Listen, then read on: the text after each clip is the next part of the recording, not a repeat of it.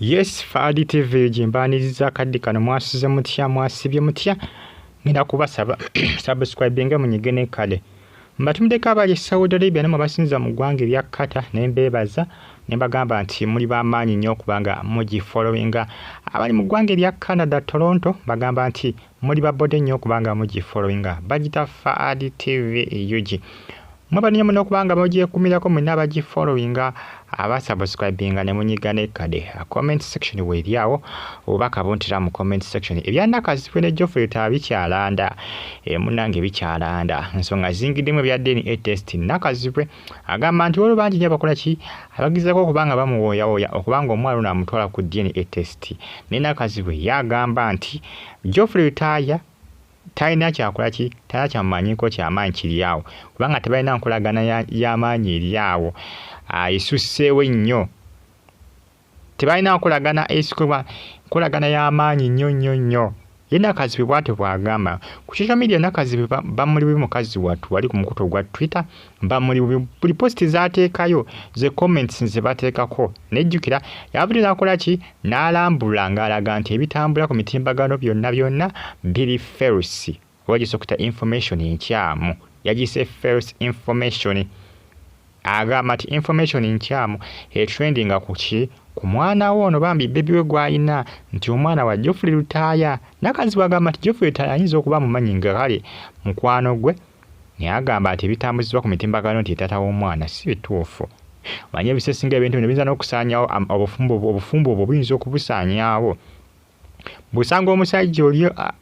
ayina ebbuba erisusse aba yayawukana dda n'enakazi bwe nga yayawukana dda kubanga omusajja atandika okukola ki atandika okwebuuza n'agamba ne bannange kiki jjukira abaganda balina olugero lugamba nti awali omukka tewabula muliro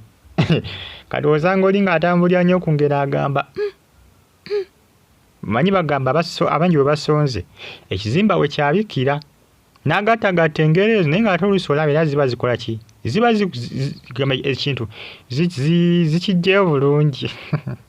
engero ezo ez'abaganda ezo zimulusi ziba zijjayo bulungi ekintu ng'oluusi kiba kituufu naye si buli kimu nti kiba kituufu kale ebiseera ebisinga nakazi bwe yategeeza n'agamba nti information etambula ku mitimbagano eyo false information si ntuufu era abasinga tebakigendera kubanga bangi abamukubidde ng'amasimu mikwano gye nga bamubuuza ebigenda mu maaso era n'agamba nti yafunye kugamba too much calls abadde bamukubira abamugamba nti oba oliawo nti atwala omwana ku DNA test nti akole ki nti akendeeze kugamba ku ngeri social media gyewanikamu bino ebintu banaye bine Uganda erimu ebintu notimba omwana wo ku social media iso ne bamuwa taata omulala ate ne bakunyigiriza nga baagala ogende ku DNA test okole kyokka okole DNA test n'omusajja kyokka omusajja omufumbo mukole DNA test mulabe oba omwana siwe akazito ke bamutaddeko bannayuganda baagala akola ekyo nabagambye nembagamba nti ennaku zino basiribwa abasinga bazaala abaana mulekerawo okutimba embuto zammwe ku social media mulekerawo okutimba abaana bammwe ku social media bajja kubawa abaana bakuteekeko akaliro bajja kukuteekako akaliro bakusibeko omusajja bajja kukusibako omusajja omwana bajja musibako abasajja bagambe nti omwana wooyo kyova Juliana abimanya naga atajja timba mwana we ku social media tomunenya yabigaana nga bayogera bingi yagaana bamala ne bamuvaako essaawa zino n'omwana akuze nti teri n'omu yali amulabyeko ku face yamulaga nga nkoona nenakazi we essaawa zino yejjusa lwaki alaga omwana we ku social media amazima tayinza kubanga teyejjusa kubanga ngeri bamutaddeko akaliro musajja ati Geoffrey tasina okuvaayo n'agamba nti bannange ebitambula ku social media si bituufu nakazi wenne n'avaayo n'agamba n'ebitambula ku social media false information si bituufu naye abayaye bakyalemeddeko bamuli bubi ku mukutu gwa Twitter muntu wange stay on YouTube platform kigezaako kulaga nti basebu mwena abazaala abaana bammwe mulekerawo batimba ku mitimbagano batimbeko ng'olina okusuubira bannayuganda kye bagenda okukukola kyoba olina okwetegekera oba olina okwetegekera omwana oyo okumuwa abataata nga 20 ekyo oba olina okukigumira ebigambo baba bagenda kubyogera oba olina okuba nga ogumira ebigambo atasobola ebigambo tomutimba mpoziko ng'onaabigumira awo mutimbe ogumira okumuwa bataata ne bataata ku mitimbagano. Omanyi abayaaye boogera ku social media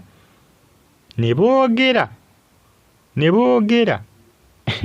Rape nga bamwogera n'atuuka n'okkaaba eri abamu abakaaba amangu ate ku social media eri abasinga aboogera ng'ate bakuvuma n'okuvuma nno gwe manyi social media gwe. Era nakazibwe ndowooza oba oli awo yayize ono mwana bakamuwa bataata oba nga bameka bamuwako Muhoozi mutabani wa Museveni, Patrick Mukasa, Geoffrey Lutaaya, musajja ono n'omusajja omulala bloga ku Facebook awo naye bamumuwaako. Bataata bangi bawadde omutabani ono nakazibwe gwe yazaala omuto omwana bebi gwalina essaazi n'omuto omulenzi. Bataata baweera ddala bwe bakamuwa balinganga bataano n'okusukka. Sancha gwe ne bannayuganda mugimpeleka like ate musubscribe munyige ne kadi nakazibwe yavunagamba nti mikwano gye gimugamba nti omwana amutwale ku DNA test nti ne Geoffrey Lutaaya musajja watu ng'agendamu ebyo ebintu ebyo bitategerekeka ebyo mazima ddala eyo Katemba atategerekeka oyo ate bagamba mukazi waayi n'ebbuba n'amatovu. Onaawulira ebintu bwe luusi mubirabanga ebyokusaganya bisa okusaanya amaka g'abantu. Relationship z'abantu bisobola okuzisaanyaawo. Bagamba eri ne bw'alina ebbuba lingi ku mwami w'oyo. Era ndabula obuwala n'abugamba kendikwatira ku wange nja kukunyiga. Subscribing munyige ne kale bagita Fad TV Jimbebaza ne bagamba nti muba nnyo kubanga mumufollowinga mbeere bulungi mweraba.